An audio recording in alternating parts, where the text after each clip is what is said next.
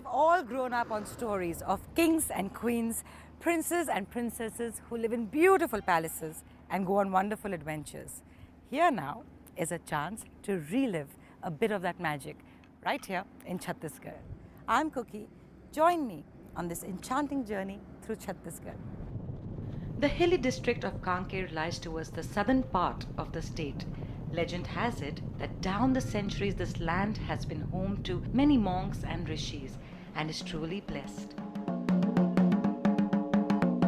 My first experience of Chattisgarh royalty begins at the Kanker Palace. With the roll of drums and an Aarti ki thali, the Kanker Palace actually welcomes you like a long lost relative home after a long time.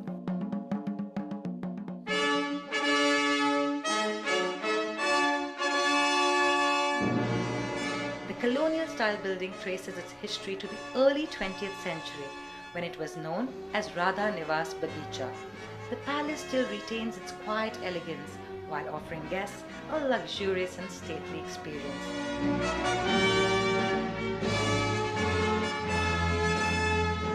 In every corner of the Kanker Palace, there are mementos of an era that has gone by but still revered.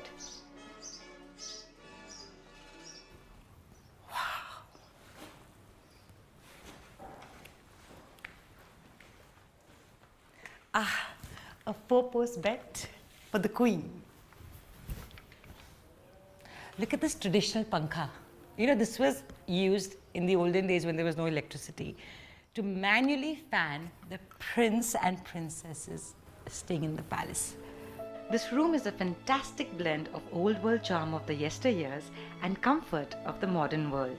And for the next few days, it's all mine. It's not every day that I come face to face with royalty, and it's an honor to have Maharaj Kumar Ashwini Pratap, popularly called Prince Jai, give me a sneak peek of the royal armory. Whoa, look at this. A similar dagger was used by Brad Pitt in the film called Troy in the opening scene. Swords, daggers, telescopic lens rifle. Now that's what I'm talking about. I think I've found my target. This is the most powerful gun, 375 Magnum. Whoa, this is heavy. This gun was used by my grandfather to hunt down one of the man-eaters which was wandering around the villages nearby. Yes. Come, I'll show you the trophy. Oh my God, this is huge. This was a man-eater.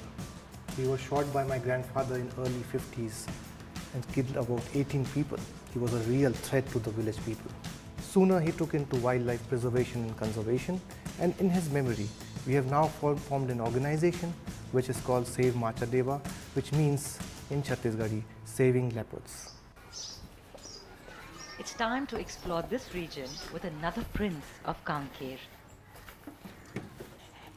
What better way to experience an era than to live like they did in the times? Well, we are off on a rural rumble, and what's even better is that I have someone who is truly bound to this land as my guide. Shall we? Yeah. Maharaj Kumar Surya Pratap Deo, Prince Jolly to his subjects and friends, is actively involved in promoting heritage tourism. He also heads the Save Leopards campaign. You can see the rock structures, you see? It looks like they're just going to fall. It's beautiful. And you can see that hill, you see? That is the place where the rock paintings are.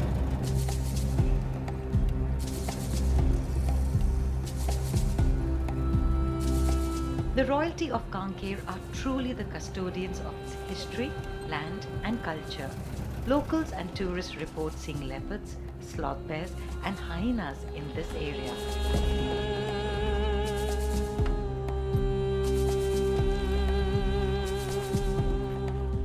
The rock paintings we're about to see are about 6,000 to 8,000 years old.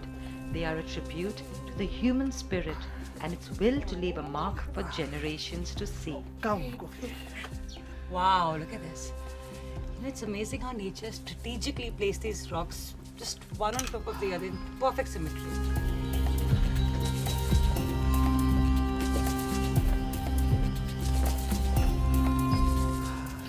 These are the famous rock paintings of Urkula. This is before era, Stone Age. Oh yeah, that's a handprint. Yes. And there? Is that a deer? Yes, you're right. Imagine you're standing in the very spot the ancient man stood and left their footprints right here. And the forest, you see? It's full of, like leopards, sloth bears and hyenas. Wow. If you are lucky, you can come across, anytime. This is beautiful. I wish time just freezes right here, right now. All that history helps me see Kankir Palace and its royalty in a whole new light. It has also worked up a healthy appetite. My day at Kankir Palace just keeps getting better. Jolly is known to be a fabulous cook, and I'm looking forward to sampling some true blue Chattisgarhi cuisine specially prepared by him. Now, how often do you get a prince to cook you a meal? So, what are we making today? Today I'm going to make some dakka chicken, which is traditionally Chhattisgarhi, in a Chhattisgarhi traditional style.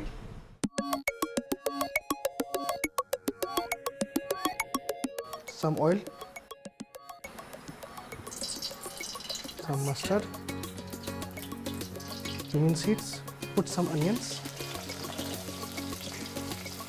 This is very famous amongst the tribal people here.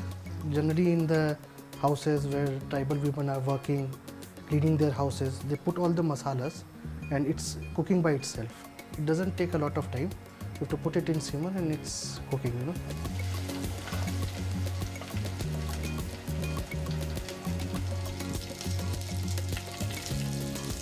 And now we'll put some chicken.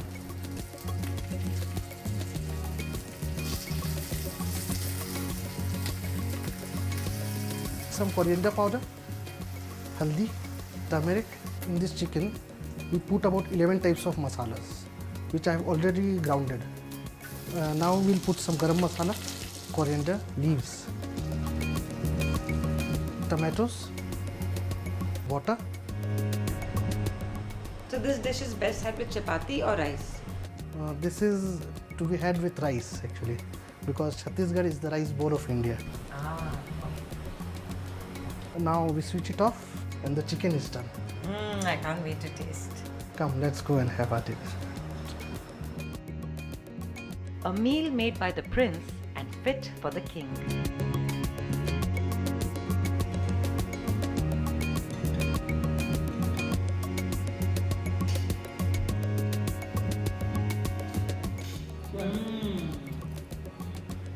This is fabulous. The aromas and the flavor, it's lovely.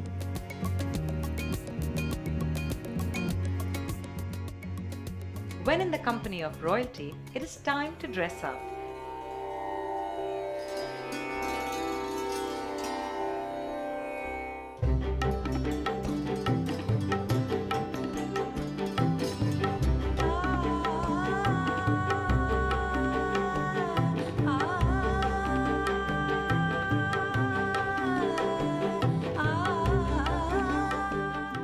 Prince Jay and Jolly wanted to present me with a souvenir that would remind me of my time at Kankir.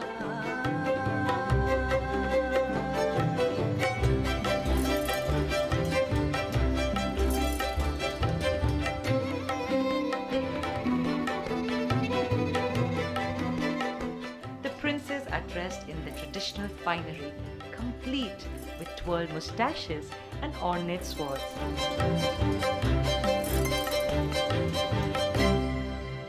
What could be a better souvenir than a royal portrait?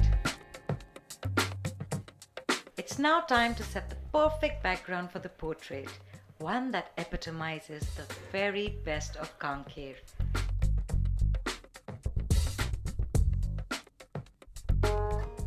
Lights, camera, action!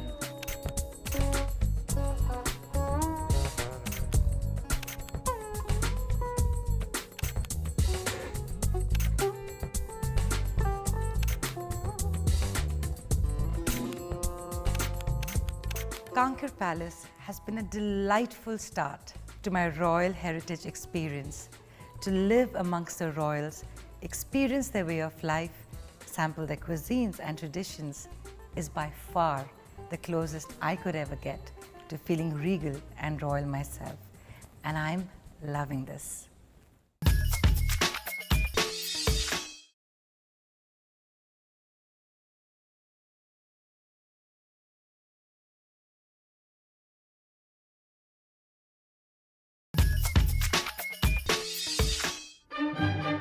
About 100 kilometers from Kanker is the erstwhile princely state of Kavarda in the eastern part of Chattisgarh, where the royal palace is set against a background of 11 acres of landscape greens. The palace is truly spectacular, with the Darbar Hall at the center, magnificent in its ornate dome and tall Corinthian pillars. The architecture, quite like the people who call it home, is distinct and regal.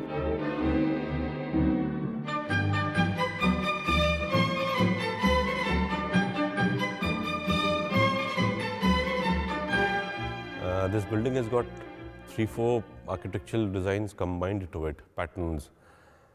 Like we have the Mughal architecture, then we have the Indian, then we have the British and the Italian.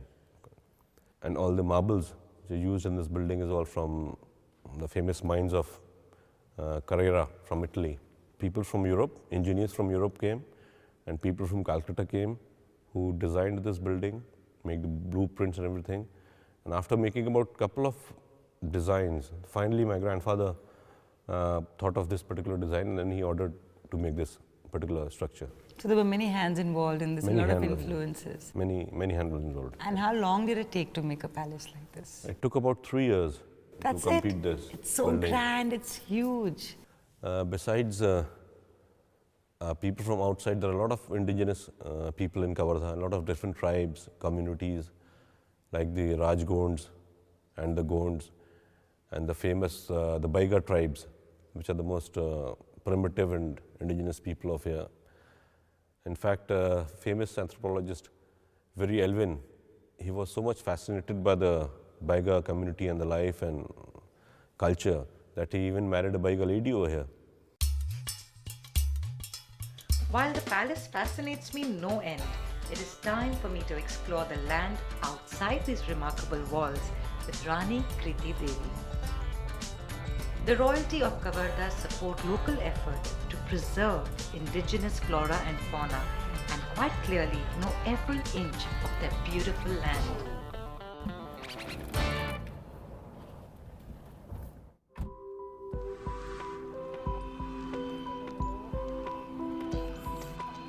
Set on the edge of the Mekal Ranges, 28% of Kavarda is under reserved and forested land. I feel Kavarda is a great destination for people who are interested in wildlife and forest. Of course, we have good forest, we have a lot of lakes, and we have a lot of bird life. In fact, behind the mountains where you're seeing the sunset is, where it's coming down, there's a place called Banda, and we have about 280 square miles of reserve forest. That is basically for the tiger corridor. So we do expect in the future that the tigers would be coming to our place.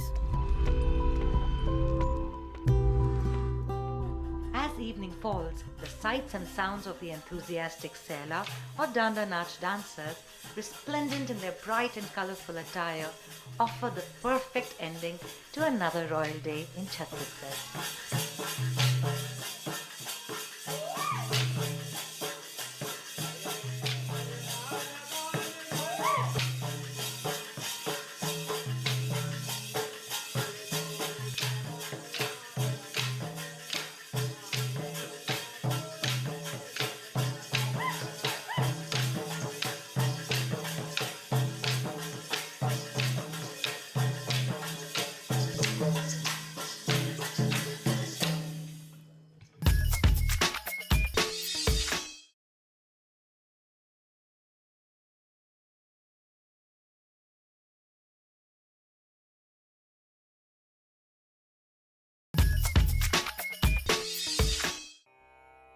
Home to 40-odd indigenous tribes, Bastar is virtually the tribal headquarters of Chhattisgarh.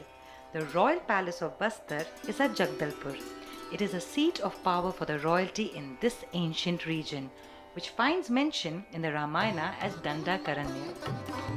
Maharaja Praveer Chandra Bhanj Deo was the 20th ruler of the Bastar kingdom. His name stands out in the annals of Bastar's history as the king who stood up for the rights of the tribal people. The palace exhibits a quiet elegance and dignity and epitomizes Bastar's history and its culture. Each room has a unique style of decor. Some have an interesting ceiling and chandeliers. Others have a contemporary sophistication. Rooms are available on invitation basis.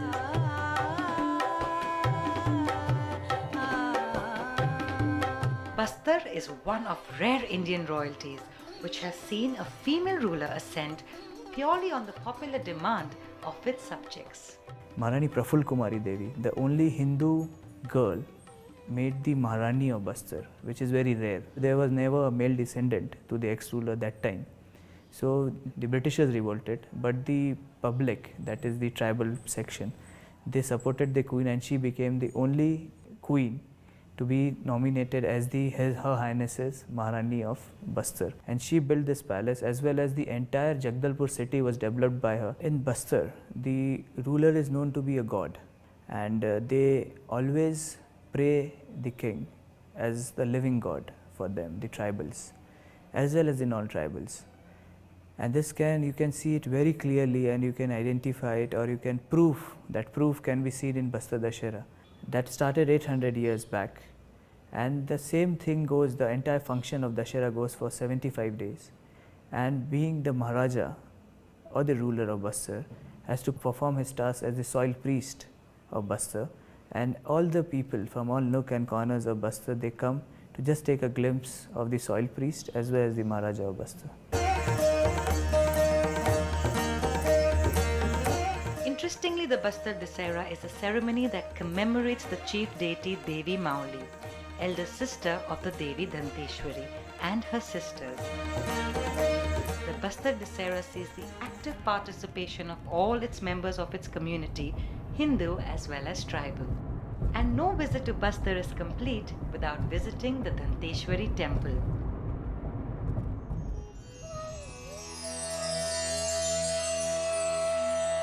The locals come to pay obeisance to the goddess, an incarnation of the feminine divine.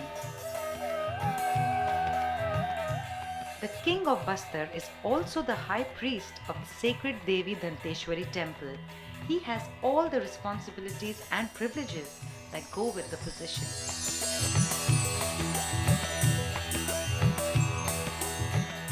The temple was built by the Chalukya rulers of the 14th century and is South Indian in its architecture.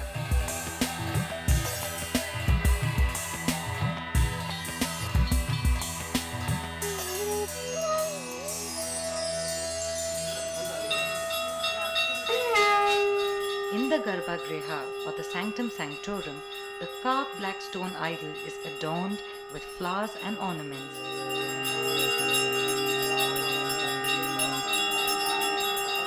To the sound of bells and the conch, ancient hymns are recited and prayers offered. We are truly in the presence of the divine.